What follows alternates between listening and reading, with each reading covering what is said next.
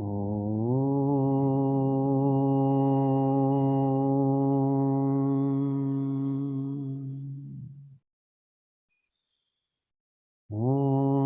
Sahana Bhavatu Sahano Bhunaktu Sahaviryam Karavavahai Tejasvinavadhitamastu ma vidvishavahai.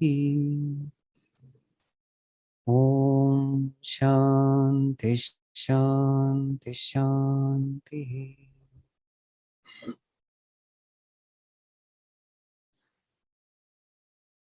Atma Ramanandaramana Achyuta Keshava Hari Narayana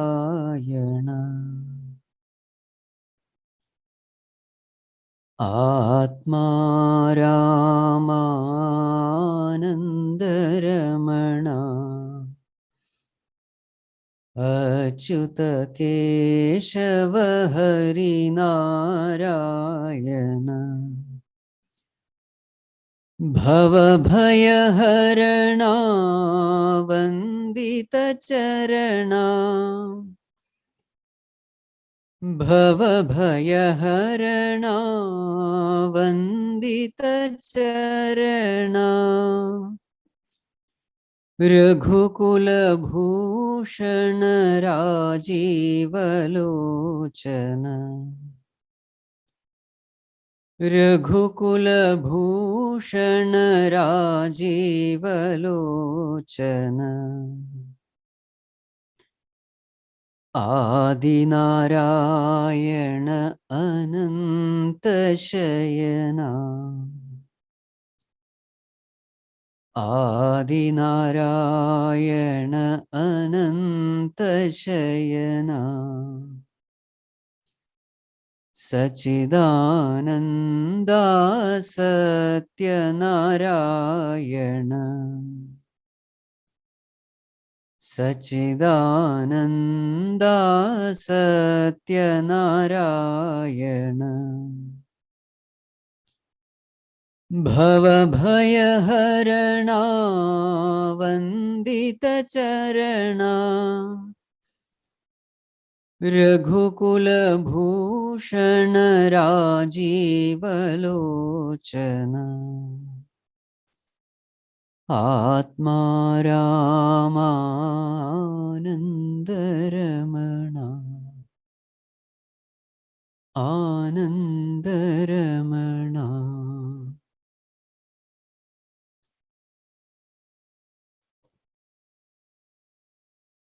My humble prostrations to one and all present here. For the next 3 days, starting from today, we are going to discuss the topic growing in devotion.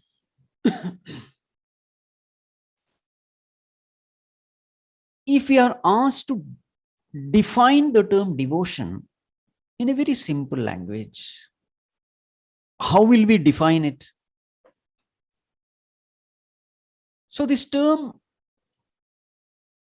devotion can be defined as the emotion of love directed towards God. The emotion or feeling of love directed towards God is called devotion. Sometimes it is also called as divine love.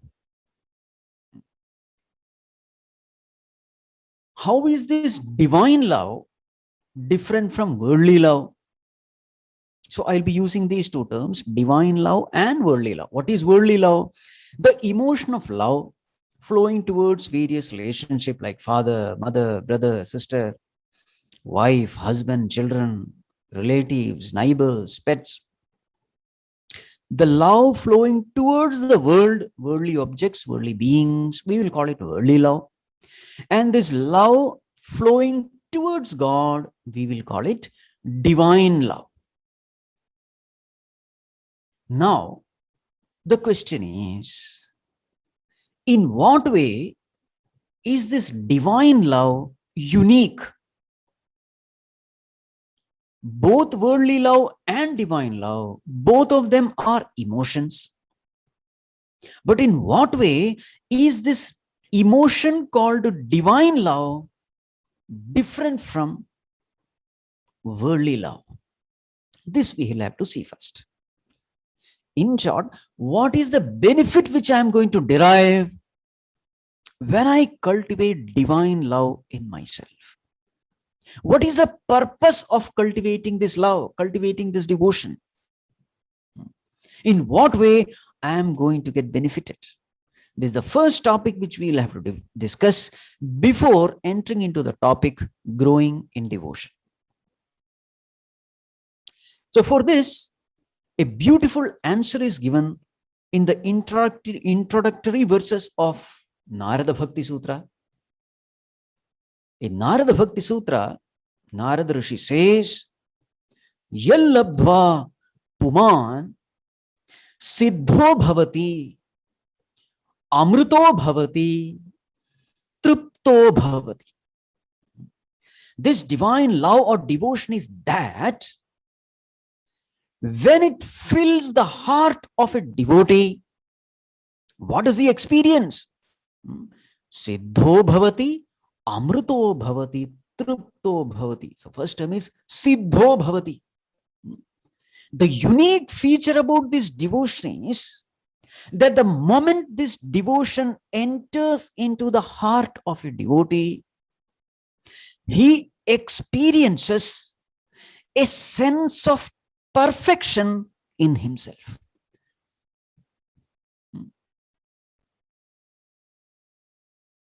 We all know that we are imperfect. At the body level, we are imperfect. At the mind level, we are imperfect. At the intellectual level, we are imperfect. We have lots of limitations, shortcomings, defects, imperfections, weaknesses. We all know that. We are all slaves of kama, krodha, raga, dvesha, ahankara, mamakara. We all know that. But the unique feature about this devotion is that the moment this devotion possesses our hearts, we experience a sense of perfection in ourselves. We are no more the imperfect self. We are the perfect being. This we experience about ourselves. Siddho bhavati. Then the next one is amṛto bhavati. We all know that we are mortal beings. Someday we have to die. We are all impermanent. Decay and death is the nature of this body. We know it. But the moment this devotion fills our heart, we come to experience our immortal nature. Devotion makes us experience a sense of immortality in us. This is a unique feature about this devotion.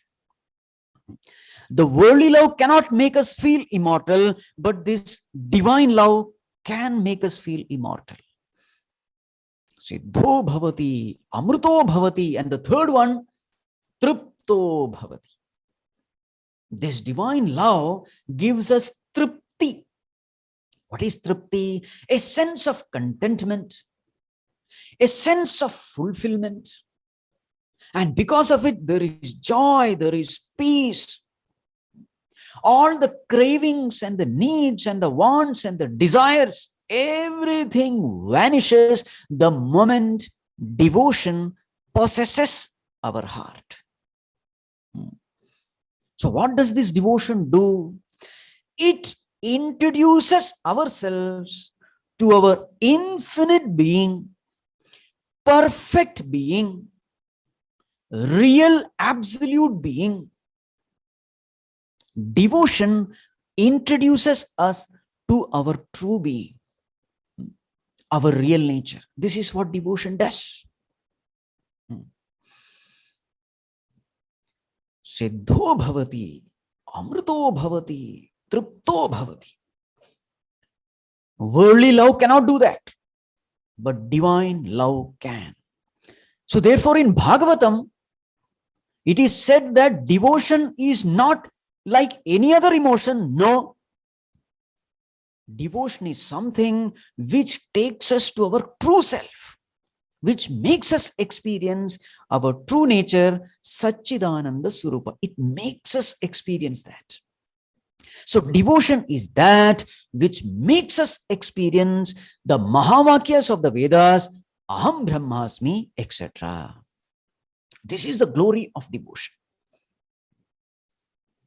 So therefore, you find that all the Mahatmas, all the saints and the sages of all religions, of all countries, of all times, if at all they had asked anything from God, there is only one thing they have asked, and that is, Bhagavan, give me unwavering devotion at your lotus feet. In Mukundamala, Kulashekara Alvar says, Naham bande tava charanayor dvandva heto kumbhi pakam gurumapi hare narakam napanetum ramya rama mrudutanulatam nandanena pirantum bhave bhave hridaya bhavane bhavayeyam bhavantam divi va bhuvi va mamastu vasah narake va narakantaka prakamam avadhirita sharadaravindo charanau te marane pichintayani. So what is the prayer of Kulashekara Alvar? Kulashekara says, Bhagavan, I am praying unto you. The purpose of this prayer is not to ask you something from you, some worldly thing from you. I am not praying so that you will bless me with the pleasures of the heaven. I am not praying so that you will help me escape from the sufferings of hell. I am not praying so that you will wipe out all my prarabdha karmas. No, Bhagavan, no. Whatever is there in my prarabdha karma, let it come. Let it come. I don't want you to interfere in all that. I am not praying so that I will earn a lot of punyas. I am not praying so that I will wipe out all my papa karmas. No. Bhagavan, the purpose of my prayer is only one. You put me wherever you want, heaven or hell, according to my prarabdha karma. You send me to whichever world you want. I have no complaint. Bhagavan, my only request is wherever you send me, Bhagavan, ensure that my heart is filled with devotion unto your lotus feet. Bhagavan, this you ensure. That's all what I ask. Because whenever the heart is filled with love for you, wherever I am, even in hell, I will experience only the bliss of the self. So Bhagavan, this is my request unto you. May my mind hold on to your lotus feet. May there be always devotion unto your lotus feet. This is the kind of prayer you will find by all saints. Tulsidas ji says, I am writing this Ramayana only for one thing, and that is to attain devotion at the lotus feet of Bhagavan Ramchandra ji. When Bhagavan Sri Ramchandra ji was so happy with Hanumanji after his Lanka visit, etc., Bhagavan was so happy. And when Bhagavan asked, Hanuman, what is it that you want? Hanumanji asked only one thing, Bhagavan, give me devotion at your lotus feet. Because it is this one devotion. It is something like buy one, get everything. It's a unique offer. If you have devotion, you get everything in this world. Such is the glory of devotion. In Bhagavad Gita, every chapter you will find that devotion is glorified. So this is the greatness of devotion. Now, in this session, we will learn certain techniques of how to develop unwavering devotion at the lotus feet of Bhagavan. Now, what do you mean by unwavering devotion? Unwavering devotion means a devotion which is constant, which is uninterrupted, which is steady, which is spontaneous, which is effortless. Such an emotion of love flowing towards Bhagavan is called unwavering devotion. Now, what is the difference between wavering devotion and unwavering devotion? Well, this one incident will make it clear. So recently one Amma called me and said, Swamiji, when I listen to these talks on devotion, etc., I feel very nice. When I read books on devotion, when I listen to the talks on devotion, when I read or listen this Katha Purana, etc., I feel very nice. When devotion wells up in the heart, I feel very nice, very good. Yes, but Swamiji, recently I had some fever. So I went to the doctor and the doctor said, Amma, you are positive. Now, in today's world, in today's times, positive means something negative. If somebody says you are positive, you have all the reason to become negative. Positive means what? You are positively tested for COVID. So the doctor said, Amma, your test has come positive. You have this COVID virus in you. And Swamiji, the moment doctor said this to me, all devotion gone, all thought of God gone. I became completely miserable, stressed out. But Swamiji, that was the time when I needed God the most. That was the time I wanted devotion the most. That was the time when I wanted peace and solace and strength and comfort. But Swamiji, God abandoned me at the right time. Swamiji, why did God abandon me? That was the time when I needed him badly. Why did God leave me?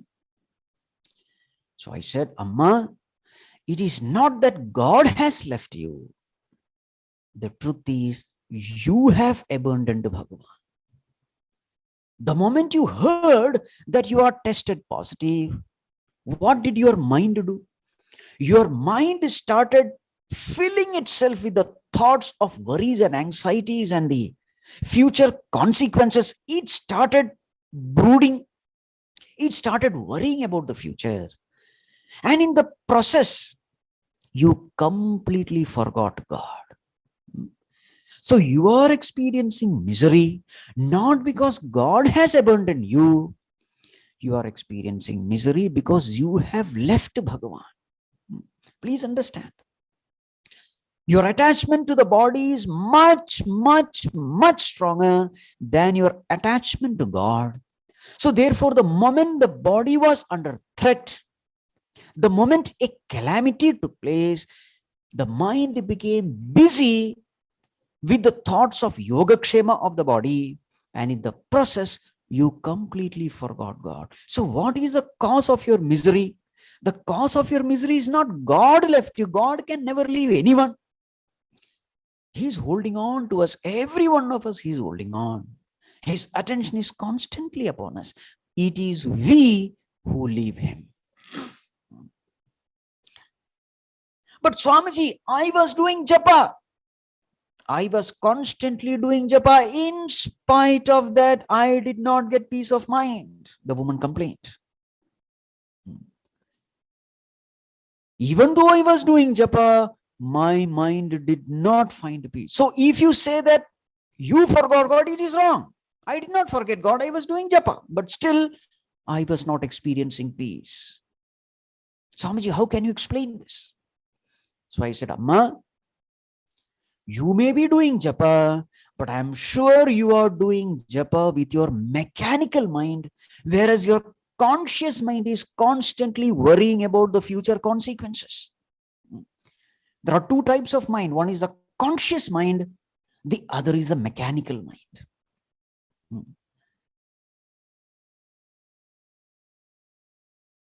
A recent study has shown that most of the accidents that takes place in the main road, it is because people are busy talking in their mobile phones. So what happens when we talk in our mobile phone when we are driving? The moment the phone rings, our conscious mind becomes busy with the phone call, because it is only a conscious mind which can intelligently respond to questions and queries. For that, conscious mind is necessary. So then what happens? Conscious mind can pay attention only to one place. So then what happens? While riding or while driving, the conscious mind shifts its attention to the mobile phone. And then who rides the vehicle then? Who drives the vehicle? The mechanical mind takes over driving the vehicle. And now what is the property of mechanical mind? Mechanical mind cannot take decisions on the spot. It is a mechanical mind. Any mechanical mind is a dead mind. This another name for mechanical mind is absent mind. A mechanical mind is as though it is absent. It is as though mechanically driven. So when a person is speaking on the mobile phone, the mechanical mind is driving the vehicle, the conscious mind is busy chatting. So then when suddenly some emergency comes, in the case of emergency, mechanical mind is not able to take decisions. So then what happens? That person is not able to respond to an emergency situation and accident happens. So there are two types of mind. One is the mechanical mind and the other one is the conscious mind. Where are we? Are we with the mechanical mind or are we with the conscious mind? We are always with the conscious mind. So, Amma, in spite of doing japa, if you are not getting peace of mind, what does it mean? Your japa is done by the mechanical mind. You are actually not paying any attention to God or the name of God. Your attention is constantly upon the future consequences of this disease. Because somewhere deep down, you don't trust God. You have not surrendered unto God. Rather, deep down, the question is, God, why me?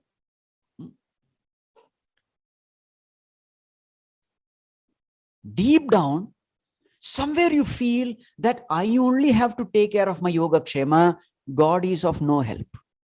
So therefore, mind is constantly busy thinking what to do in this crisis. So then what happens? When the mind is busy with worries and anxieties, such a mind will be a disturbed mind. And this is what you're experiencing. So in spite of japa, if you find that your mind is disturbed, what does it mean? It means there is lack of faith, lack of trust, lack of love, lack of surrender. This is what it means. Surrender unto God and disturbance cannot go together. Devotion unto God and miseries and anxieties cannot go together. If one is, the other cannot be. So therefore, Amma, when you are doing japa, let the conscious mind be involved in doing japa. The proof that your japa is really what you call successful or efficient, the proof is the mind must experience peace. The proof that your mind is really in God, what is the proof? The proof is mind must experience peace. That's why in Bhagavad Gita, Bhagavan says, Macchitta sarvadurgani mat prasadat tarishyasi. Fix your attention me and you will overcome all difficulties, all problems, all disturbances of the mind. Fix your mind in me. There's a very nice incident in Tulsi Ramayana. So Hanumanji comes back from Lanka and he says, Bhagavan, Sita Mata is very much disturbed, very much unhappy. She's plunged in sorrow. So therefore, we must quickly leave to Lanka and bring her back. This is what we are supposed to do. Because Sita Mata is extremely miserable. At that time, Bhagavan says one statement. Bhagavan says, Hanuman, know for sure that a person who has surrendered unto me, thought, word, and deed, a person who has surrendered unto me, such a person can never experience sorrows or misery. It is not possible. Bhagavan makes this statement. So therefore, the point is this: merely having devotion, merely having a shallow devotion, a superficial devotion is not enough. We must cultivate unwavering devotion. What is the proof that our devotion has become really strong? Can we test it? Can we test the depth of our devotion? Can we check the quality of our devotion? Is it possible? So the scripture says definitely yes. It is possible to test the quality of our devotion, the depth of our devotion, the intensity of our devotion.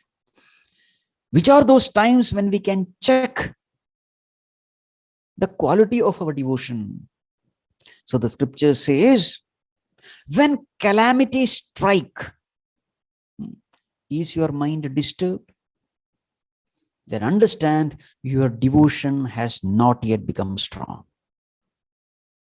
During tragedies and calamities and crises and challenges, if your mind is disturbed, understand you still have a long way to go in the path of devotion. When disease, sickness strike you, when at the bodily level you are sick and you are miserable and your devotion is not helping you, then understand you have a long way to go in the path of devotion. The devotion is not yet strong. And again, at the time of death, when there are a lot of pains in the body, if you are not able to hold on to God, then understand devotion is yet to become ripened and mature.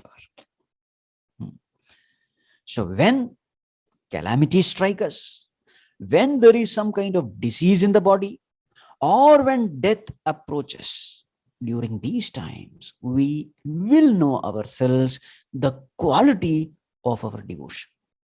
Otherwise, it is very easy. Listening to some talks on devotion, the mind feels nice. When everything is going fine, devotion for God, it is very easy. The test of our devotion is when everything goes for sixes and sevens, as they say. In calamities, in tragedies, in pains, in suffering, that is where our devotion is tested. So in this regard,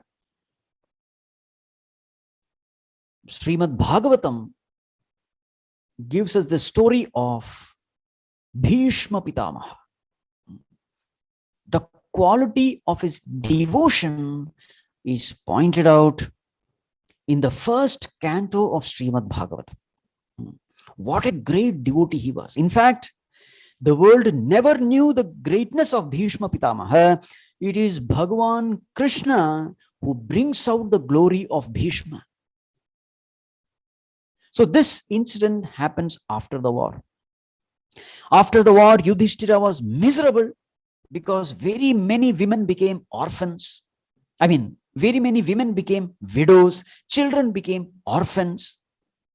That was the condition. So looking at all this destruction, Yudhishthira was miserable. Vedavyasji tried to console him. He could not. Bhagavan himself tries to console, but Yudhishthira was not consoled. It was actually the Leela of Bhagavan Sri Krishna, because he wanted to introduce to the world one of the greatest devotees, Bhishma Pitamaha. So then it was Bhagavan who suggests Yudhishthira to go and meet Bhishma Pitamaha, who was lying on the bed of arrows in the battlefield. Battle was over, but Bhishma was lying on the bed of arrows, and it was almost nearing that Uttarayana time was nearing, and he was about to leave the body. So Bhagavan Krishna says, Yudhishthira, now you must go and meet him. Maybe all your questions will be answered by this one person. So then all of them go there. So Bhishma is lying down on the bed of arrows. All the great Rishimunis had come there. Famous Rishimunis. Vasishta Rishi, Atri Rishi, Parashurama Rishi, Vishwamitra Rishi, Vyasa Rishi, Nārada Rishi, all great ones. Deva Rishis and Brahma Rishis and Raja Rishis, all of them had come along with their disciples. They had surrounded literally Bhishma, who was going to leave the body. And it was at this time that Pandavas also come there. They all come, they settle down at the feet. And when Bhishma looks at them, his eyes become filled with tears. He calls Yudhishthira near and says, now that you are the king of this country, take care of your subjects like a father taking care of his children. This was the advice given by Bhishma to King Yudhishthira. And then he said, now when you are ruling this country, you will find a lot of problems. But every time you experience problems and difficulties and challenges, turn to this man. Bhishma Pitamaha turns to Bhagavan, who was standing there. He is not an ordinary man. He is Sakshat Bhagavan himself, who has come in disguise of a human being. So don't consider him as an ordinary human being. Hold on to him. Don't consider that he is your relative, he is your charioteer. No. He is Sakshat Bhagavan himself, and very, very, very rare few, only they know this great truth, that he is Bhagavan. And then Yudhishthira settled down at the feet of Bhishma, and he asked so many questions. For all those questions, Bhishma Pitamaha gives answer. Convincing, logical answer is given.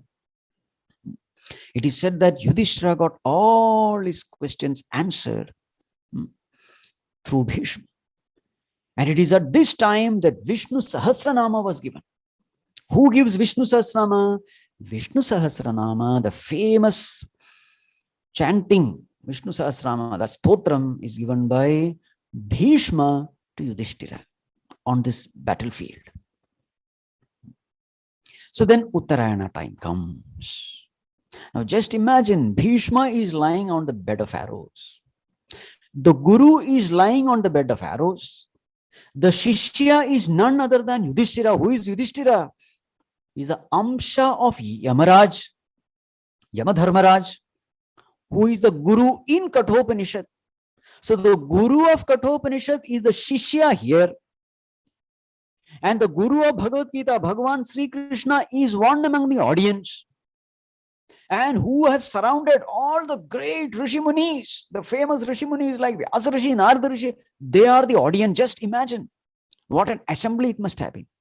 The guru is lying on the bed of arrows, and the Shishya is none other than Yamadharmaraj himself. That is where this Vishnu Sahasranama is given. And finally, when that time of, the Uttarayana time comes, so there is a beautiful verse in Srimad Bhagavatam. It says, Bhishma withdraws all his, sense organs, and then he fixes his attention completely upon the Lord. The verse goes like this. Vishuddhaya dharanaya hata shubha tadikshayaivasu gatayudhavyatha nivritta sarvendriya vritti vibhramaha tushtavajanyam visrujan janardanam. So when Bhishma, he comes to know that the time has come. So what does he do? Vishuddhaya dharanaya, with single pointed concentration, he withdraws his mind and the senses completely from the body. He withdraws his attention completely from the body. The mind is completely withdrawn. And when the mind is completely withdrawn from that arrow-filled body, arrow-pierced body, what did he experience? Hata ashubhaha gata ayudhavyataha. The pain. Now just imagine. Even a pinprick we are not able to tolerate. Now you just imagine a man who is lying on the bed of arrows, front and back. He was like a porcupine, we can say, porcupine. Arrows all over. You can imagine the pain. So the moment he withdrew his mind from the body, he experienced absence of pain. Now, this is something which we have to keep in mind. Why do we experience pain in the body? We experience pain in the body because the nature of the mind is such that whenever there is a pain in the body, the mind completely gravitates. It gets stuck in that place where there is pain. This is the nature of the mind. That is why it is very difficult to think of God at the time of death. It is very difficult to think of God when we are suffering from some kind of painful disease. It's very difficult. Why it is difficult? It is difficult because mind is not available to think of God. Mind is completely busy with that pain. Mind is stuck in that pain. For example, suppose there is a toothache. You may be doing so many things, what one part of the mind is always thinking of this pain. That there is a pain in the tooth. There is a pain, there is a pain. One part of the mind is constantly busy with this pain. It is very, very, very difficult to take away the mind from the part of the body which is experiencing pain. Mind gets stuck there. But the glory of devotion is such. This is the glory of unwavering devotion. The glory of devotion is such that even if you're experiencing the pain which Bhishma experienced, now that is an unbearable pain, unthinkable pain. Just imagine so many arrows piercing the body. From such a body, this great devotee Bhishma, he was able to withdraw the mind completely from the body. Vishuddhaya dharanaya hata ashubha. All the pain and suffering and misery of the mind just disappeared. And then gata ayudha vyataha, that pain of those arrows piercing, gata went away. Now what happens? This devotee, Bhishma, he withdraws his mind from the body and fixes the mind upon the Supreme Lord. Now, what should be the experience? Naturally, Lord is Satchidananda Swarupa. So when you fix your mind in the Ananda Swarupa Bhagavan, what should be your experience? Not the pain of the body, but the bliss of God, bliss of the self, bliss of consciousness. And then Bhishma, when he started experiencing the bliss of God, being in the company of God because of fixing his mind in God, so naturally he was experiencing the joy of the self, and he expresses that joy through a stuti which is famously known as Bhishma Stuti. So the entire stuti comes in Srimad Bhagavatam. My point is not to describe the stuti here. My point is, when a person is filled with devotion for God, this is the miracle he can do at the time of death. This is the miracle he can do even when the body is going through extreme pain. What is the miracle? The miracle is you are able to withdraw your mind from this painful body. You are able to fix the mind upon the blissful self. This is the greatest miracle. Bhishma Pitama does it. Why is he able to do it? He is able to do because he had unwavering devotion at the lotus feet of Bhagavan. Now the question is, how did Bhishma develop this kind of devotion for God? Very many times we hear the story, but we don't analyze the story sufficiently to understand the greatness of these people. Remember, Bhishma is a person who is an embodiment of sacrifice. This is the glory of Bhishma. Glory of Bhishma is not that he was born as a son of Ganga Mata, etc. That is fine. It is indeed a glory only. But the true glory of Bhishma is he was able to sacrifice everything for the sake of others. For the sake of his father, he gave up kingdom. It is not a joke. He gave up all pleasures, all comforts, all luxuries for the sake of his father.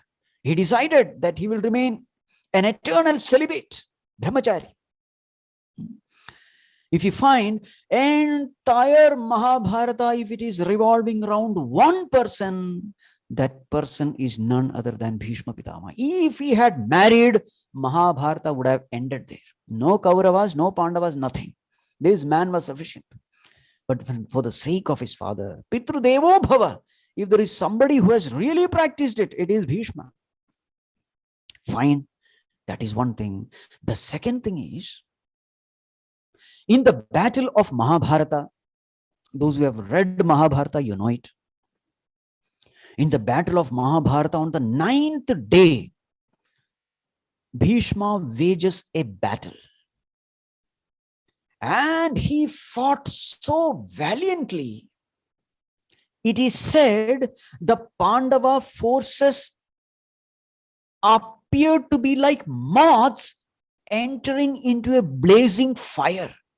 That is the comparison given the way Bhishma fought the war.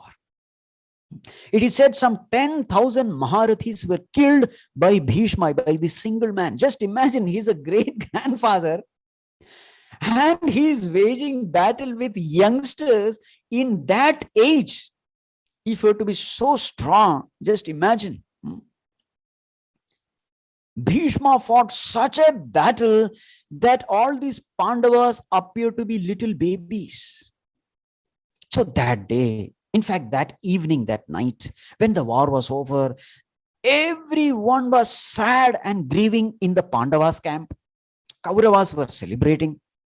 Pandavas were very sad because this one man stole the show. So they were all sad.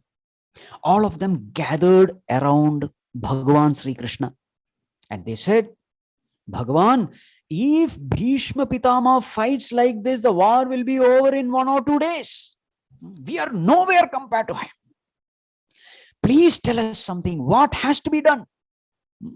We can never win the war when this one person is standing like this. So then Bhagavan Sri Krishna said, we all must go to Bhishma himself and ask him how, O Pitama, you can be killed. So therefore, that evening itself, Krishna, along with all the Pandavas, they go in the night.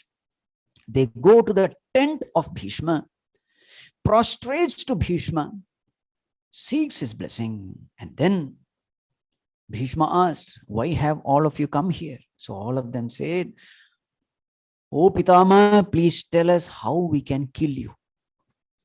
And then Bhishma Pitama saw the presence of Lord Krishna there. Now see, here comes the expression of devotion of Bhishma Pitama. He understood that Bhagavan does not want him to live. He understood that it was Bhagavan's desire that he should die. Now here comes the greatest expression of devotion.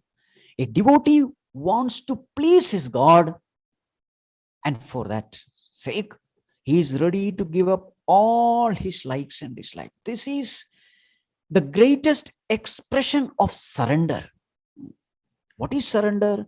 Bhagavan, if there is something which is pleasing you, I am most willing to do it.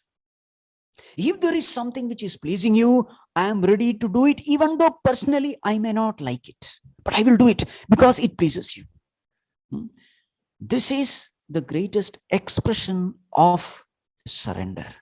This is the greatest expression of devotion.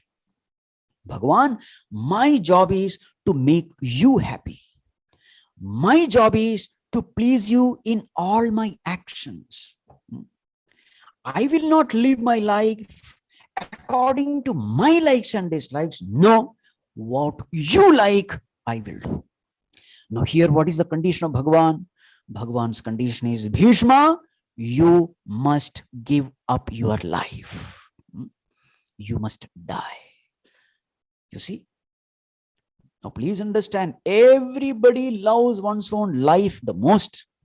The one thing which we love the most is one's own life. And here is a man who is revealing the secrets of how to kill himself.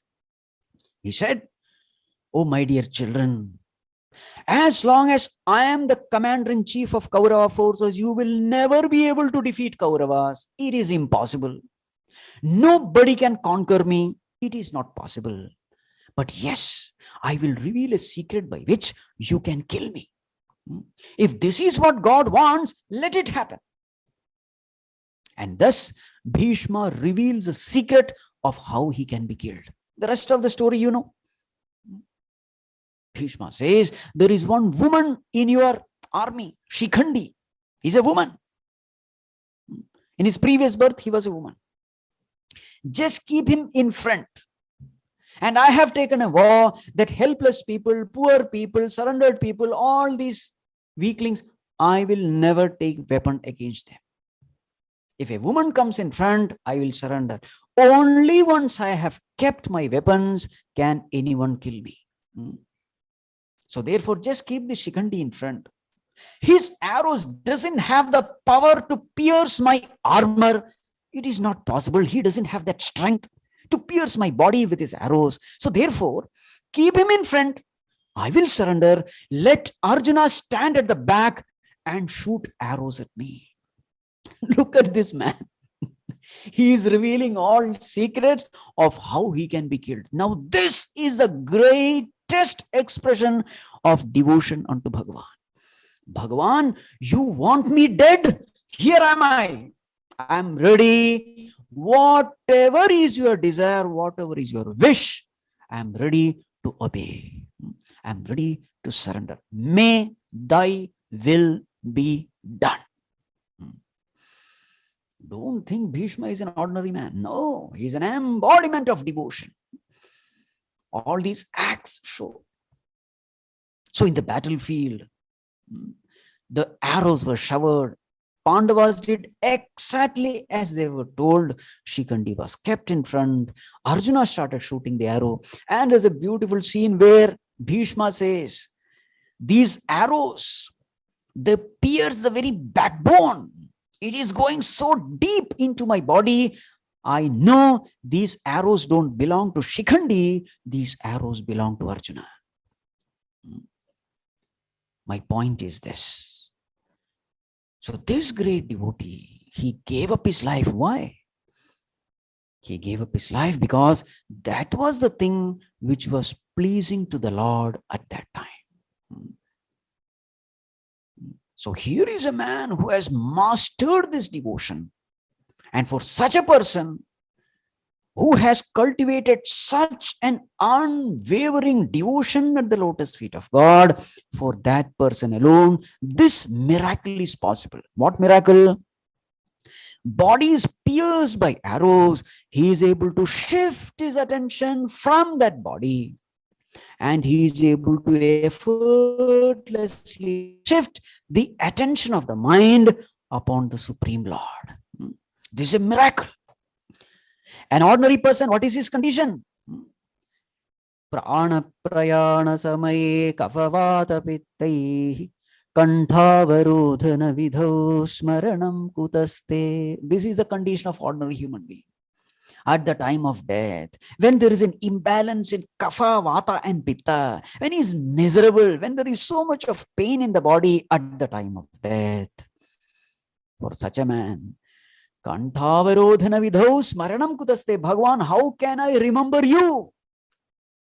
When I am struggling with the pain in the body, how can I remember you? It is just impossible. So as far as an ordinary person with no devotion or little devotion, it is just impossible. So this miracle at the deathbed is possible only with this kind of unwavering devotion. The mind listens to you. A mind filled with devotion listens. It's an obedient mind. It's a peaceful mind. It is a flexible mind. So you direct the attention of the mind from the body to the blissful self. This is possible only when we have cultivated unwavering devotion at the feet of the Lord. That is why we have to cultivate this devotion. According to Bhagavatam, at the time of death, if we can hold on to God, then that is the greatest attainment. It's a very famous verse in Bhagavatam, which says, Etavan sankhya yogabhyam swadharma parinishtaya janmalabhav param pumsam ante narayana smritihi. This is the advice given by Shukha Brahma Rishi to Parikshit Maharaj. So Parikshit, you all know the story. So Parikshit, so he knew that in 7 days he is going to die. He has been cursed that he will die within 7 days by the biting of Takshaka, the serpent. So he had renounced everything. He had gone to the banks of Ganga, taking a fast unto death vow. So all the Rishi Munis had gathered. So he asked one question. What should a dying man do? What is his greatest responsibility? So at that time, Shukha Brahma Rishi says, the greatest achievement, Janmalabhav Param Pumsam. What is the greatest achievement of human birth? The greatest achievement of human birth is Ante Narayana Smritihi. The moment a person leaves the body, if he can remember the Lord, hold on to the Lord, if he can do that, it's a very, very difficult thing, almost impossible. For a non-devotee, it's not possible. But if a person can do it, that is the greatest achievement, because as Bhagavad Gita says, Antakale cha mameva smaran muktva kalevaram yaf prayati Samadbhavam yati nastyatra samshaya. In the 8th chapter, Bhagavan says this. At the last moment when a person is going to die, at that time, if he can think of me alone, then he will reach me. This is the promise. Nastyatra samshaya, there is no doubt about it. A person who can think of me at the time of death, he reaches me. So therefore, remembrance of God at the time of death is considered to be the greatest attainment. And Bhishma Pitama does it. In Bhagavatam, there is a verse which says, Krishne evam bhagavati manovag drishti vrittibhi atmanyatmanamaveshya sontashvasa uparamat. How did Bhishma leave the body? So this verse points out. So after doing the stuti of Bhagavan, completely focusing his attention on Bhagavan. So here it is said, Krishne evam bhagavati mano vak drishti vrittibhi. Fixing his mind, speech, his sight, drishti, vritti, mind, thoughts, fixing his mind and the senses and the speech completely unto Bhagavan. Atmani atmanavaveshya, merging his individual self in the Supreme Self. Saha antashvasa uparamata. Bhishma Pitamaha breathed his last, fixing the mind completely unto the Lord. What a royal, majestic way of leaving the body. How is it possible? It is possible only because of devotion. It is said in that Bhagavatam that when Bhishma left this body this way, there was total silence for some time. All the great Rishimunis there, they were stunned to silence because they saw how this man left his body, fixing his mind totally upon Bhagavan. Why they were silent? They were silent because of joy, because of sorrow, because of wonder. Joy, because Bhishma has reached the ultimate. Sorrow, because now this man is no more there with us. Wonder, because such an attainment is possible even in such a situation. Body being pierced by arrows, here is a man who could fix his mind not on the body, but on the Lord. So therefore, with wonder. So in Bhagavatam it is said there was complete silence when Bhishma left the body. So the point of discussion is this: how to test whether our devotion has become really strong. The test of our devotion is during calamities, is during tragedies, is during sufferings, is during diseases, pain. Then our devotion is tested. Can you still feel peaceful, happy, cheerful? Even amidst all the pains of the world, can you still have a smiling face, a joyful mind? Then know for sure, then your devotion has really matured. That devotion has ripened. To cultivate that devotion, there are certain techniques mentioned in the scriptures. These techniques are the ones which we are going to discuss today, tomorrow, and day after. How to develop unwavering devotion at the feet of the Lord. What are the basic lessons in cultivating this devotion? This is the topic. So in order to understand the fundamental lessons of devotion, how to cultivate this love for God, we will make the small little babies, little children, our gurus. Because the technique of developing devotion for God is the same as the technique which a small child employs to develop love for its mother. The technique is the same. When a newborn baby comes to this world, according to this child, the mother is a complete stranger. There is nothing called love, etc. But within a few days, the child develops ananya bhakti, avyabhicharani bhakti onto its mother within few days. So what are those techniques employed by that child? How did that child develop that kind of love for its mother? The very same techniques we can also use in order to develop devotion for the Supreme Lord. We are going to use the same techniques. According to me, the greatest wonder about this world is, this world is so complicated. This world is so mysterious.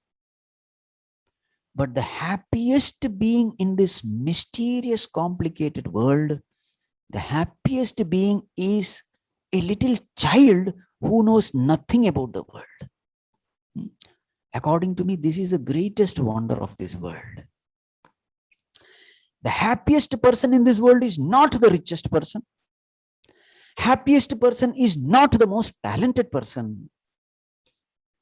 The happiest person is not the most intelligent person. No. The most powerful person. No. Influential person. No. The happiest person in this world, they are the little babies in this world. Not necessarily human babies. Baby cat, baby dog, baby monkey, baby elephant. These babies are the happiest ones. Now, this is the greatest wonder because they don't have anything. They can't even feed themselves. They can't even clean themselves. They can't communicate. But these babies are the happiest ones in this world. And remember, the greatest treasure in this world is happiness. And this greatest treasure, the most undeserving fellows have it. Who are these undeserving fellows? These little children who have nothing with them. According to me, this is the greatest wonder. So if I want to be happy in this world, from where should I learn the lessons of happiness? I must learn the lessons of happiness from the happiest beings in this world. And who are they? None other than these little children.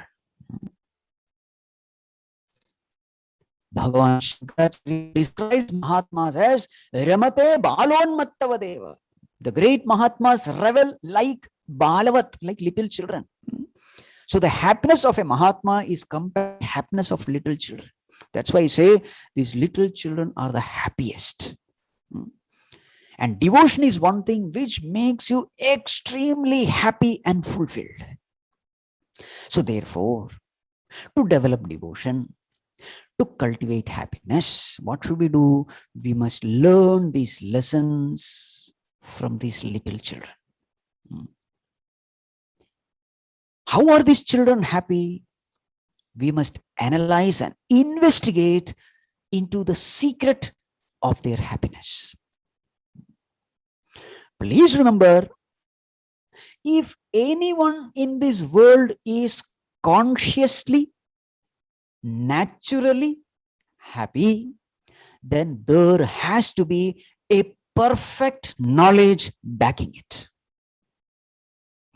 Once again, I repeat, if there has to be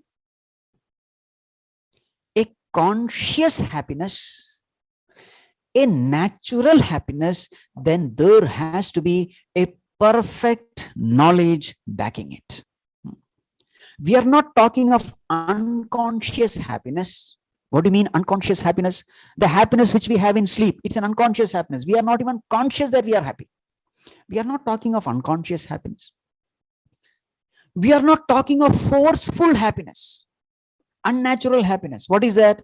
When you take drinks or drugs, you are forcefully happy because these drugs, they make your mind quiet forcefully. Helplessly, the mind is quiet, and when the mind is quiet, you experience peace. We are not talking of forceful happiness or unnatural happiness. We are not talking of unconscious happiness. We are talking of conscious, natural happiness. The child has it. So wherever there is conscious, natural happiness, there has to be a perfect knowledge backing it. That means the child has some knowledge which makes it extremely happy and blissful. What is that knowledge? We will have to investigate into that knowledge. Now the question is, how did the child gain this knowledge because of which the child is happy? What is the process of gaining that knowledge? The process is observation, analysis, and conclusion. This is how we gain knowledge. How do we gain knowledge? We observe the experiences of life. We analyze our experiences and come to certain conclusion after analyzing the experiences of life. This set of conclusions is what is called as knowledge, is what is called as philosophy of life, is what is called as understanding of life. So how do we gain this philosophy of life or understanding of life or knowledge about life? We observe our experiences. We observe the experiences in our life. We analyze those experiences. Then we come to certain conclusions. This set of conclusion is called understanding about life or philosophy of life. Now we have to understand what is the philosophy of life which the children have gathered, which makes them infinitely blissful and happy. We have to understand that. So we have to enter into the world of the child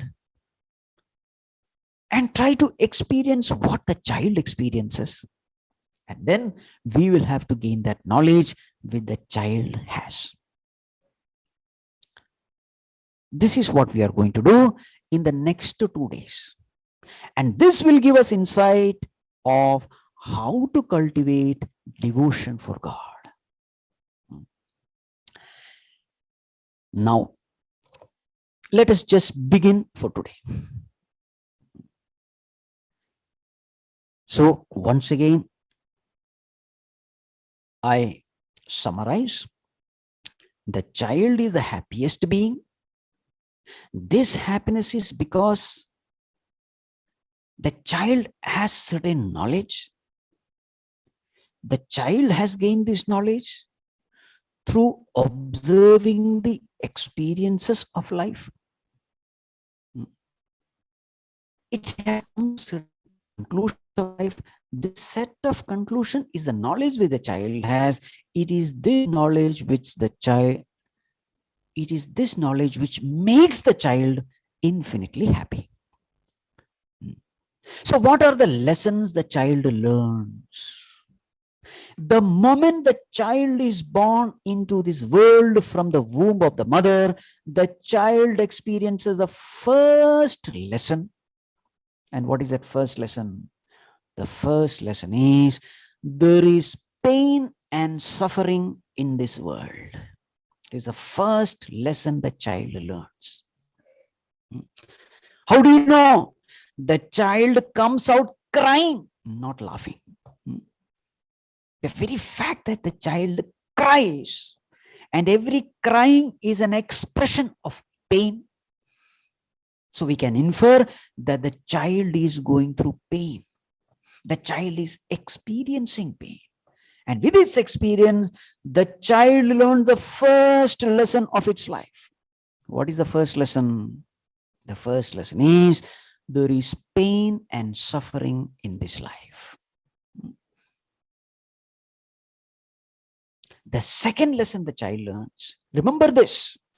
This lesson is not learned by studying some textbook. Define pain.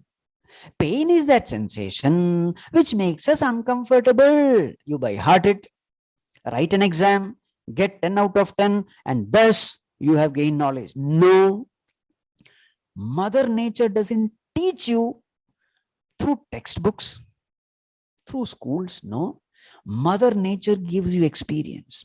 Now ask this child, have you understood pain? The child will know pain. You don't have to define pain because the child knows through direct hands-on experience. That's how the mother teaches us. Mother Nature teaches us. So the first lesson is, in life, there is pain and suffering. The second lesson is, this pain and suffering, we can come out of this pain and suffering. This is the second lesson. I can be relieved of pain and suffering. This is the second lesson. Third lesson. What is the third lesson? I by myself cannot come out of this suffering. With my own effort, with my own intelligence, I just cannot come out. This is the third lesson. Fourth lesson. With the help of others alone, I can come out of this pain and suffering. This is the fourth lesson. The fifth lesson is, unless I seek help, I will not get help. So I will have to cry and shout and scream and attract attention. Only then I will get help. This is the fifth lesson. So what is the first lesson? There is pain and suffering in this world. What is the second lesson? We can put an end to this pain and suffering. What is the third lesson? I by myself cannot come out of this suffering. The fourth lesson, I will have to dip into pain. Lesson number 5, unless I seek help from others, I will not get help. 5 important lessons the child learns in the initial days. And how does the child conclude learning from these lessons of life? Those details we will see tomorrow. So please keep the bigger picture in mind. We are discussing the story of the child, not to become some pediatrician, not to become child psychologist. No, that is not our purpose. The purpose is only one: how to develop love for God, single-pointed, unwavering love for God, just like how this child develops single-pointed, unwavering love for its mother. The procedure is the same. The techniques are the same. The method is the same. Once upon a time when we were born, we did it also, but unfortunately today we don't remember. We are just revising things which we had done long back. And through those lessons, we try to develop a technique for developing devotion for God.